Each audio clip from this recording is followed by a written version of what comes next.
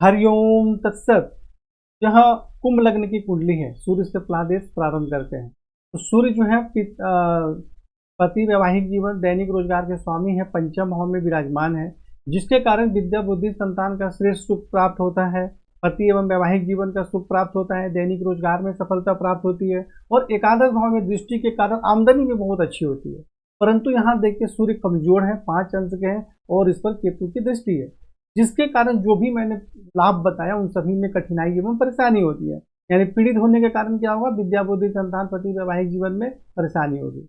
तो इससे बचने के लिए सूर्य का मंत्र जाप करें, केतु से संबंधित दान एवं उपाय करें।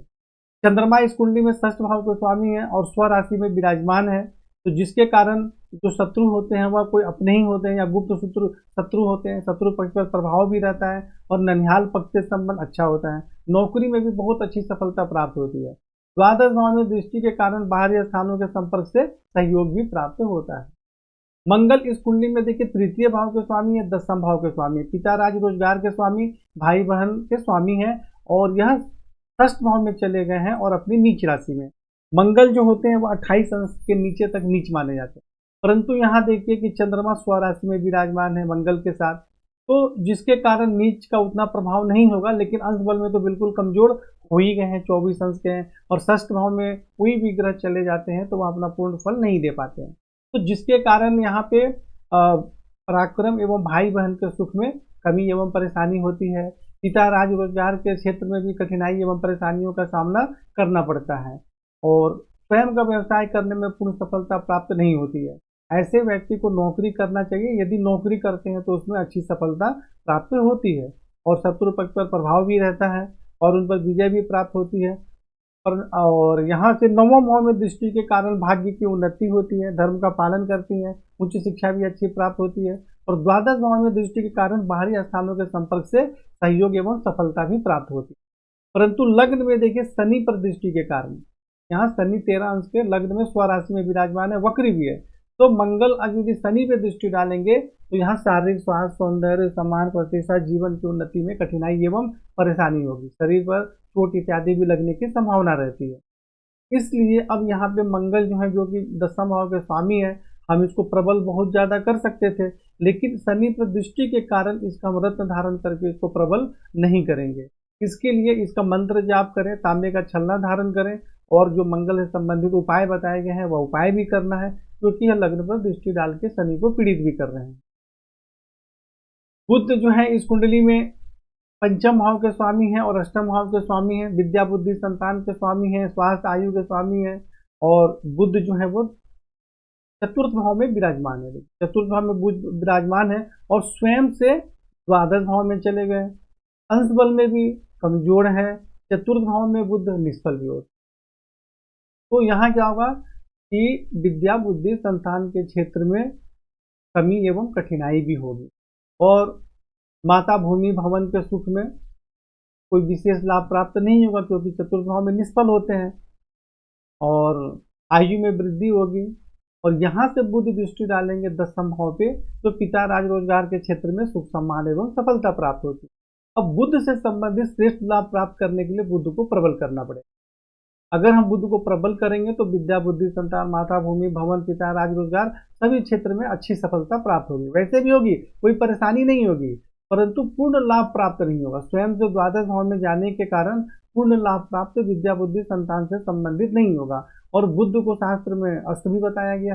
इसलिए बुध को यदि प्रबल करते हैं तो हमें श्रेष्ठ लाभ प्राप्त होता है सभी क्षेत्रों में, क्योंकि बुध फलादेश के अनुसार किसी प्रकार की परेशानी या नुकसान नहीं कर रहे हैं।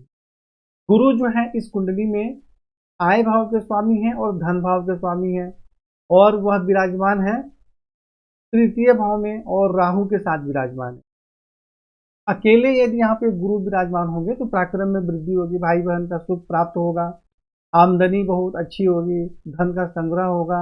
लेकिन जब राहु के साथ गुरु विराजमान हो गए तो यहाँ परेशानी का योग बने, उसके कारण भाई बहन के सुख में परेशानी होगी, मतभेद होगा, आमदनी प्राप्त करने में भी कठिनाइयों का सामना करना पड़ेगा, धन का संग्रह सही प्रकार से नहीं हो पाएगा, कुटुंब से भी मतभेद होगा।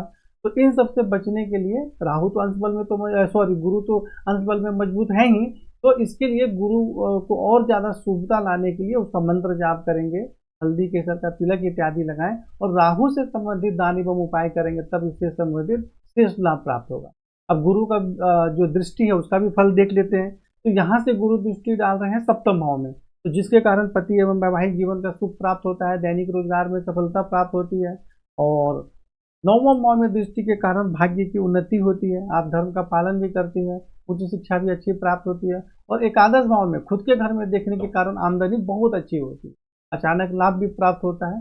लेकिन इसके लिए आपको राहु से संबंधित दान एवं उपाय करें, जिससे कि श्रेष्ठ लाभ प्राप्त हो सके, और गुरु का मंत्र जाप करें।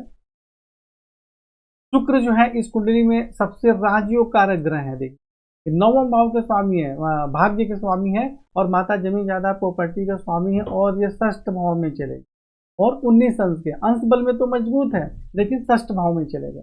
छठे, आठवें, 12वें में कोई भी ग्रह चले जाते हैं तो उनके फल में कमी होती है। दूसरी बात कि षष्ठ भाव में शुक्र को निष्फल भी माना जाता है, ऐसा शास्त्र में लिखा गया है।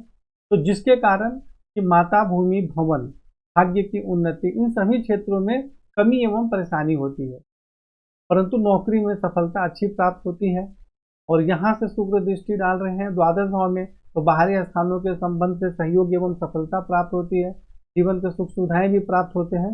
लेकिन इसके लिए गुरु का मंत्र जाप करना आवश्यक है। देखिए, अंश बल में तो कमजोर नहीं है, लेकिन षष्ठ भाव में चले गए और षष्ठ भाव में उनको निष्फल भी माना जाता है, जिसके कारण इनके जो लाभ मिलने वाला है वह पूर्ण लाभ नहीं प्राप्त होगा। इसीलिए इसके लिए शुक्र का मंत्र जाप करना आवश्यक है, जिससे कि श्रेष्ठ लाभ प्राप्त हो सके। शनि जो है इस कुंडली में लग्नेश है और द्वादश भाव के स्वामी है, खुद के घर में बैठे हैं। तो शनि अकेले विराजमान है, तो उनका फलादेश क्या होगा कि शारीरिक स्वास्थ्य, सौंदर्य, सम्मान, प्रतिष्ठा में वृद्धि होती है, बाहरी स्थानों के संबंध से भी सहयोग प्राप्त होता है। परंतु तृतीय भाव में जब दृष्टि डालेंगे तो पराक्रम में वृद्धि होती है, परंतु भाई बहन से मतभेद भी होता है। और सप्तम भाव में दृष्टि डालेंगे तो पति एवं वैवाहिक जीवन के सुख में कठिनाई एवं परेशानी होती है, और विवाह में बहुत ज्यादा विलंब भी होता है। और दसम भाव में दृष्टि डालेंगे तो पिता राज रोजगार के क्षेत्र में भी कठिनाई एवं परेशानी होती है। तो इस प्रकार आपने देखा कि शनि लगने से, परंतु फलादेश के अनुसार वो परेशानी का ही योग बना रहे हैं। और दूसरी बात, अब शनि पर भी मंगल की दृष्टि है, जैसा कि मैंने बताया, तो जिसके कारण शनि खुद भी पीड़ित हो गए। तो खुद पीड़ित हो गए तो क्या होगा, शारीरिक स्वास्थ्य एवं जीवन की उन्नति में कठिनाई एवं परेशानी होगी। तो इसलिए शनि से संबंधित आपको जो मंत्र जाप इत्यादि बताए गए वह करना है। रत्न शनि का धारण करना नहीं है, क्योंकि ये तो स्वराशि में 13 अंश के हैं, वक्र, ये तो बहुत ज्यादा मजबूत है। तो मंगल से भी उपाय करना है, क्योंकि मंगल शनि की दृष्टि डाल रहे हैं। राहु से संबंधित चर्चा करते हो, राहु यहाँ पे तृतीय भाव में गुरु के साथ विराजमान है, तो जिसके कारण पराक्रम में तो वृद्धि होती है, परंतु भाई बहन के सुख में कठिनाई एवं परेशानी होता है, मतभेद भी हो जाता है, और आमदनी और धन से संबंधित भी परेशानी होती है। सप्तम भाव में दृष्टि के कारण पति एवं वैवाहिक जीवन के सुख में कठिनाई एवं परेशानी होती है, मतभेद होता है, और विवाह में बहुत ज्यादा विलंब होता है। नवम भाव में दृष्टि के कारण कठिन परिश्रम के माध्यम से भाग्य की उन्नति होती है, और एकादश भाव में दृष्टि के कारण आमदनी प्राप्त करने में कठिनाइयों का सामना करना पड़ता है। कई बार अचानक लाभ भी प्राप्त होता है, तो कई बार अचानक नुकसान भी हो जाता है। तो इसलिए इसके लिए सावधान रहना जरूरी है, और किसी भी मतलब कि अलग गलत तरीके से आमदनी प्राप्त करने के प्रयत्न नहीं करना है, नहीं तो परेशानी में फंस सकते हैं। तो राहु से संबंधित यहाँ दान और उपाय करना है, रत्न राहु का धारण करना नहीं है। केतु यहाँ देखिए भाई नवम भाव में है, तो जिसके कारण भाग्य की उन्नति होती है, आप धर्म का पालन भी करती हैं, उच्च शिक्षा भी प्राप्त होती है। हालांकि कुछ परेशानी भी होती है, लेकिन वह सामान्य होती है। लेकिन लग्न में जब शनि पर दृष्टि डाल रहे हैं तो यह बहुत ही ज्यादा परेशानी का योग, के कारण शारीरिक स्वास्थ्य, सौंदर्य, जीवन की उन्नति में बहुत ज्यादा कठिनाई एवं परेशानी होती है, और चोट इत्यादि लगने की संभावना बहुत ज्यादा होती है। तो ये सावधान रहना जरूरी है। और तृतीय भाव में दृष्टि के कारण भाई बहन से सुख में परेशानी एवं मतभेद भी होता है, और पंचम भाव में दृष्टि के कारण कुछ कठिनाइयों के साथ विद्या बुद्धि संतान का सुख प्राप्त होता है। तो अब इस कुंडली में देखिए राहु केतु से संबंधित हमें दान एवं उपाय करना है, और शनि से संबंधित करना है। शनि लग्नेश है, परंतु इनकी दृष्टि देखिए, जहां भी दृष्टि डाल रहे हैं वहां परेशानी का योग बना रहे हैं, इसलिए शनि का भी आपको दान और उपाय करना पड़ेगा, और राहु केतु का तो करना ही है। और मंगल जो है इस कुंडली में दसम भाव का स्वामी है, फिर भी आप इस तरफ नहीं पहन सकते। क्यों नहीं पहन सकते हैं? क्योंकि शनि की दृष्टि डाल के शनि को पीड़ित कर रहे। तो इन सब बातों को समझना पड़ेगा, और कुंडली में सारे फलादेश आपके और उपाय बताए गए हैं विस्तार से, या आपको समझाने के लिए वीडियो बनाए। और इस प्रकार आप इसे भी समझें, कुंडली को भी देखें और उपाय करते हुए जीवन में आगे बढ़ें। हरि ओम।